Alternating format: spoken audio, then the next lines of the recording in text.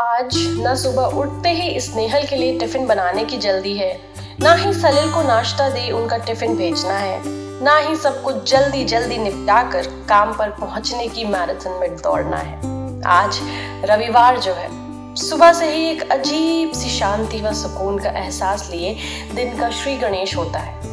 रोज से हटकर रविवार की सुबह की सैर पर चिड़ियों की उदक फुदक, पौधों पर खिले मौसमी फूलों की रंगत, पेड़ों पर कुछ देर विश्राम करते, फिर झुंड में उड़ते पक्षियों का पंख पसार आसमान की ओर प्रस्थान। तो ठंडी ठंडी हवा के कभी धीमे धीमे तो कभी तेजी से बहते झोंके कितनी आत्मिक शांति व सुख की अनुभूति कराते हैं, ये हमारे सिवा कौन समझ सकता है। सलील को भी रविवार की सुबह देर तक सोने की बजाय इन्हीं सब बातों में आनंद आता है। अतः अनेक मुद्दों पर एकमत न होने वाले हम दोनों के दिन की शुरुआत बड़े सामंजस्य से प्रकृति के सानिध्य में होती है। सैर से लौटकर लॉन में साथ बैठ मैंने कॉफी की चुस्कियों के साथ अखबार का आनंद लिया। फिर सलील बगीचे में माली के साथ लग गए व मैं कलाबाई के साथ घर की सफाई में। फोन की घनघनाहट ने ध्यान बटाया वह अपने हाथ की लंबी झाड़ू कलाबाई को थमाते मैंने फोन उठाया। दूसरी तरफ छोटी माँ थी। सामान्य हालचाल पूछने के बाद सीधा आदेश, स्नेहल को फोन दे। मैंने कहा वह सो रही है, उठते ही बात कराती हूँ। फिर कहा, छोटी माँ, जब हम छोटे थे आप हो या आई, देर से उठो तो चिल्लाती थी, क्या 8-8 बजे तक सोते हो? अब बच्चों को डांटते वक्त कहना पड़ता है क्या 12-12 बजे तक सोते हो? खैर, स्नेहल की बात और है। हाउस जॉब कर रही है। 1.5 दिन की ड्यूटी के बाद जब घर लौटती है तो थक कर चूर रहती है।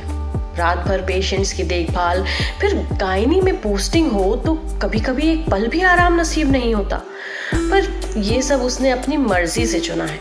पेशेंट्स का दर्द वह दिल से महसूस करती है। उनकी तकलीफों को सुनाते समय उसकी आंखों की नमी मुझे उसकी भावुकता का एहसास करा ही देती है। कलाबाई के साथ घर को व्यवस्थित कर रहे थे, पर दिल अतीत में गोते लगा रहा था। छोटी माँ काकी की शादी में मैं मात्र 1.5 साल की थी। तब ऐन वक्त पर बाबा को जॉन्डिस हो गया। अतः मजबूरन आई बाबा का नागपुर शादी में जाना संभव नहीं हुआ था। पर दादा दादी मुझे ले गए थे। वह लौटते में मैं पूरे रास्ते काकी के गोद में ही सोती आई थी, ऐसा दादी हमेशा बताया करती। काकी की शादी के मात्र 10 महीने बाद भैया का जन्म हुआ था। वह आई उसे ही संभालने में लगी रहती। अतः काकी ही मेरे को लाड़ करती, वह मेरा पूरा ध्यान रखती। भैया 10 माह का था तब आई को टाइफाइड हुआ, वह काकी को नन्ही बिटिया। कमजोरी व बीमारी की वजह से आई बेटे को तृप्त करने में असक्षम थी। तब काकी ने बड़ी सहजता से भैया को आंचल में छुपा बड़ी उदारता से अपनी बेटी का अधिकार उसे दे दिया था। इस आत्मीयता से वे कब काकी से छोटी माँ बन गई पता ही नहीं चला। संयुक्त परिवार में पलते बढ़ते रिश्तों का घेरा भी बढ़ता गया। हम बुआओं की शादियां हुई, पर गर्मियों की छुट्टियों में जब वे अपने बच्चों के साथ मायके आती तब घर में कितने लोग हैं, किसका बच्चा कहाँ खेल रहा है, कौन नहाया व कौन नहीं, सबका हिसाब लगाना मुश्किल होता। दादी के नेतृत्व में आई, छोटी माँ, बुआएं सब मिलकर काम निपटाती। पहले बच्चों की, फिर दादाजी के साथ बाबा, काका, फूफा की पंगत बैठती और अंत में जब घर की बहू बेटियां खाना खाने बैठती तो कभी नई सब्जी तो कभी बेसन में बघार लगाती व उनकी सौंधी खुशबू से हम में से किसी न किसी को फिर भूख लगती। वह अपनी अपनी आई की थाली में बैठ फिर खाना शुरू होता। तब रोटी कम पड़ जाए तो छोटी माँ आधे खाने से उठकर गरम गरम फुलके उतारती। खूब घी लगे फुलकों से मिली तृप्ति की अनुभूति फिर कभी नसीब ही नहीं हुई। समय के साथ काकी और 2 बेटियों की माँ बनी। बेटे की कमी न कभी काकी की बातों से झलकी न चेहरे से। काकी ने भी सदा अपनी सुंदर सुंदर बेटियों को भरपूर लाड़ प्यार के साथ उच्च शिक्षा दिलवाई। बुआएं भी जहां उस जमाने में MA, MSc व डॉक्टर बनी थी, नौकरियां कर रही थीं, तो हमारी पढ़ाई को दोयम समझने का तो प्रश्न ही नहीं उठता था। माली के साथ सलील का काम पूर्ण हो गया था। पूछा, नाश्ता तैयार है क्या? अर्थात 10 बज गए। मैंने जल्दी से पोहे बघारे। सलिल ने पोहे पर नींबू निचोड़ते हुए पूछा, कौन किसका था? इतने में स्नेहल भी सीढ़ियां उतर कर आई। मैंने उसे छोटी माँ से फोन पर बात करने को कहा। वह सलिल के साथ गप्पों में उलझ गई। नहा धोकर पूजा में बैठी तो यादों का कारवां फिर साथ हो लिया।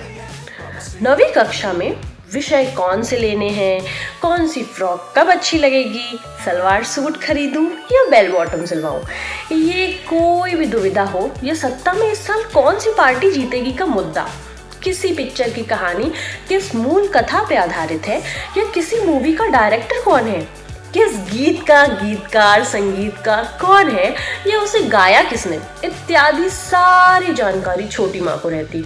वह हमारे झगड़ों व बहसों का अंतिम न्याय उन्हीं के द्वारा होता।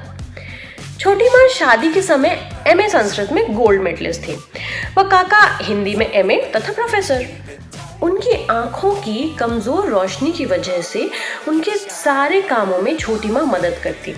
हिंदी के व्याख्यान तैयार करती व उन्हें सुनाती, यहाँ तक कि यूनिवर्सिटी के पेपर भी पढ़कर सुनाती। वह काका के बताए अनुसार मार्क्स देती। फिर उन्होंने भी एमए हिंदी में कर लिया। वह मेरिट लिस्ट में द्वितीय स्थान प्राप्त किया। सास ससुर, छोटी छोटी 3 बेटियों व संयुक्त परिवार की जिम्मेदारियों को निभाते हुए उन्होंने स्कूल की नौकरी भी पकड़ ली। इतना सब करते हुए छोटी माँ सदैव प्रसन्नचित्त व उत्साह से हर किसी की मदद को सदा तैयार दिखती। स्कूल से घर तक के 5 किलोमीटर की दूरी भी रोज तेज गति से पैदल चल तय करती और शाम को घर लौटने पर भी थोड़ा सुस्ता काका के साथ साहित्यिक सम्मेलनों चर्चाओं में भाग लेने उनका हाथ थामे खुशी खुशी जाती। मुझे लगता जहां ईश्वर ने काका से बचपन में लगी किसी चोट की वजह से आंखों की रोशनी धुंधली कर दी थी, जो प्रतिवर्ष और धुंधलाती जा रही थी, वहीं काकी जैसी सशक्त, सहनशील और उदारमना स्त्री का पत्नी के रूप में साथ दे उन्हें उपकृत भी कर दिया। काका भी कम विद्वान नहीं है। पूरी रामायण उन्हें कंठस्थ है।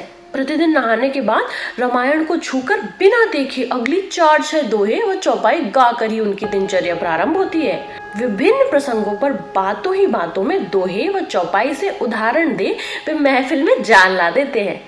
किस्मत ने उनकी आंखों से रंगों की छटा को भले ही दूर कर दिया हो, वे अपने हाथों से छूकर सबसे पूछकर हर वस्तु की अनुभूति कर ही लेते हैं।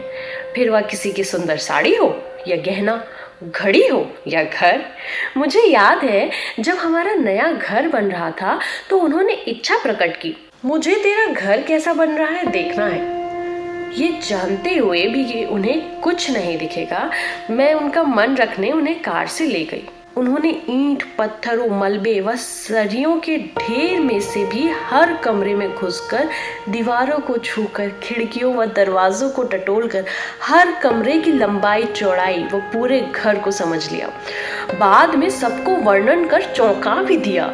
सलिल ने आवाज लगाई, पेपर वाला आया है, पेमेंट कर दो। मैंने जल्दी जल्दी आरती समाप्त की व पूजा घर से बाहर आ पेपर वाले को पैसे दिए और खाना बनाने किचन में घुसी। कुकर लगाया, सब्जी काटते काटते मन फिर छोटी माँ के पास पहुंच गया। हर सब्जी को अलग अलग तरह से बनाना मैंने छोटी माँ से ही सीखा था। किस सब्जी में छिलके में कौन सा विटामिन है, किस दाल में प्रोटीन अधिक है, ये सब कुछ हमेशा बताती। काका व छोटी माँ जैसा प्रसन्न चित्त, हर चीज में खुशी ढूंढने व स्वयं की इतनी बड़ी कमी का रोना रोते बैठने की जगह जिंदगी का हर पल सार्थक करने वाला जोड़ा पहले ही होता होगा। उस जमाने में जब बेटे का होना कुछ अधिक ही महत्व रखता था, बेटा ना होने पर अंश मात्र भी गम दिल में ना रखते हुए उन्होंने बेटियों की लाड़ प्यार से परवरिश करते हुए उन्हें उच्च शिक्षा दिलवाई। बेटियों की शादी के वक्त भी जहाँ प्राय घरों में चिंता व तनाव होता है, काका हंस कर कहते, अरे बेटी के पिता के सामने तो सारे ऑप्शन खुले रहते हैं, वह चाहे तो राष्ट्रपति से भी बेटी की रिश्ते की बात चला सकता है, और जब जोड़े ईश्वर ही तय करता है तो हमें चिंता करने की क्या जरूरत है। और हुआ भी वही। सुंदर, उच्च शिक्षित व संस्कारों से भरपूर होने से तीनों को एक से बढ़कर एक घर वर मिला। व उस पर सौभाग्य कि तीनों जवाई बेटों सा व्यवहार कर उनके आड़े वक्त दौड़े चले आते हैं। पिछले वर्ष ही बड़ी बेटी ने छुट्टी लेकर 1 माह में उनका घर रेनोवेट करवाया व तब तक शहर में ब्याही छोटी बेटी ने उन्हें अपने घर रखा। इस साल छोटी माँ की 75वीं सालगिरह व उनकी शादी की 51वीं सालगिरह का जश्न तीनों बेटियों ने मिलकर होटल में पार्टी रख मनाया। सारे रिश्तेदारों व दोस्तों को बुलाकर स्लाइड शो के जरिए पुरानी यादें ताज़ा की। स्नेहल के जन्म के समय भी छोटी माँ ने आई को घर का कामकाज देखने की सलाह देते हुए स्वयं 5 रातें मेरे साथ अस्पताल में गुजारी। जीवन में एक नहीं हजारों मौके ऐसे आए जब छोटी माँ ने अपने रिश्तेदारों की मदद की, स्वयं तकलीफ सहन कर दूसरों के लिए सदा स्वयं को प्रस्तुत किया। जायदाद का बंटवारा हो या जिम्मेदारियों का वहन, उन्होंने सदा बड़प्पन व उदारता दिखाई पर निस्वार्थ भाव से अपने कर्तव्य निभाए। समय के क्रूर हाथों ने जब आई व बाबा को मुझसे मात्र 6 माह के अंतराल में छीन लिया तो उन्हीं की गोद ने मुझे आसरा दिया। घर में कोई परेशानी हो, कोई कश्मकश हो, बड़ी स्पष्टवादिता के साथ वे अपना मत मांगने पर दे देती हैं। बेटी की शादी का जश्न मनाते समय जब जब मैं आई बाबा के लिए उदास हुई तो उनके व्यक्तित्व, सहारे व सलाह ने आंखों से निकलने वाले आंसुओं को बहने से पहले ही रोक दिया। कुछ समय से छोटी माँ बीमार चल रही हैं। काका को डायबिटीज है जो बरसों से छोटी माँ के अनुशासन की वजह से ही नियंत्रण में है, पर वे कभी कभी कम बोलते हैं तो 6-6 महीने मौन हो जाते हैं, तो कभी कभी इतना अधिक बोलते हैं कि उनका उत्साह विचलित कर देता है।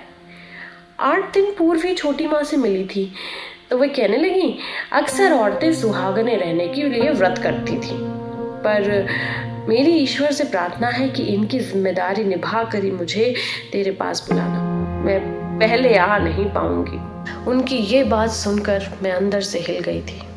मेरे रोंगटे खड़े हो गए व मैं छोटी माँ के इस रूप के लिए मन ही मन उनके आगे नतमस्तक हो गई थी। स्नेहल को काम करते करते याद दिलाया, छोटी माँ से बात की? सलिल ने धीरे से कहा, 15 मिनट पहले ही छोटी माँ से स्नेहल ने बात की है, पर तब से वो ना जाने क्यों अपसेट है। तुम पूछो ना क्या बात है। कमरे का दरवाजा खोल स्नेहल से पूछो, क्या हुआ? स्नेहल ने नम आंखों को पोंछते हुए बताया कि छोटी माँ कह रही थी, तेरे कॉलेज में पूछ कर बताना कि देहदान करने के लिए कौन से फॉर्म भरने होते हैं। मैं और तेरे काका आजूबा अपना अपना देहदान करना चाहते हैं। ये भी पूछना कि हम शरीर का हर अंग व स्किन भी दान देना चाहते हैं, उसके लिए क्या कार्रवाई करनी होगी। तू ही पूरी कार्रवाई के बारे में पता लगाना, बस सब तुझे ही करना है। और हाँ, नेत्रदान मेरा तो मैं पहले ही कर चुकी हूँ, उसके फॉर्म्स भी तुझे दे दूंगी, संभाल कर रखना। हमारे जाने के बाद हो सकता है किसी को उस वक्त ये सब करने का भान न रहे, पर डॉक्टर होने के नाते मैं ये जिम्मेदारी तुझे सौंप रही हूँ और मुझे भरोसा है कि तू ये काम बड़ी जिम्मेदारी से करेगी, क्योंकि इसकी अहमियत तुझसे अच्छी तरह और कौन समझ सकता है। इस काम को कल ही करना, ठीक है? फिर उन्होंने पूछा, अच्छा बता, आज तेरी आई क्या बना रही है?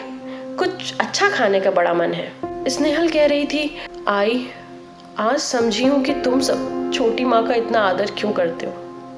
वो कह रही थी कि मुझे वह लकड़ियों के बीच रखकर खुद के शरीर को राख बनाना बिल्कुल पसंद नहीं। नहीं जाने के बाद फालतू के रीति रिवाजों में अपनी मेहनत की गाढ़ी कमाई को यूं खर्च करना। सभी संपन्न हैं, पर उन संस्कारों में लगने वाले पैसे से किसी गरीब की बेटी का ब्याह कर देना या किसी की बेटी की शिक्षा का खर्च उठाना। मैं एफडी तेरे नाम कर रही हूँ।